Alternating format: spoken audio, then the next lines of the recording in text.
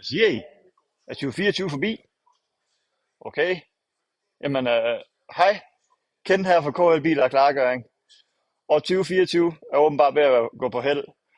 Og så vil jeg godt lige tage et øjeblik af jeres tid, og så sige et kæmpe, kæmpe tak til jer alle sammen, der har været en del af KL Biler og Klargøring her i år.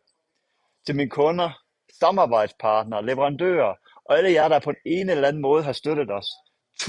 Tusind tak. Helt herindefra. Virkelig, tusind tak. Jeres støtte og tillid og samarbejde, det betyder virkelig alt for mig. Da vi gik ind i 2024, der troede jeg ærligt talt ikke, at vi kunne overgå 2023. Jeg havde selvfølgelig mål om at gøre det, men jeg vidste godt, det ville blive svært. Men det har vi gjort.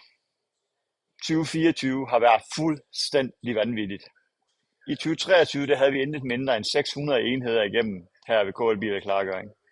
Men i 2024 der har vi opnået intet mindre end 900 enheder. Og det inkluderer selvfølgelig biler, lastbiler, lastbiltrailere, flyvemaskiner, både traktorer og meget, meget mere.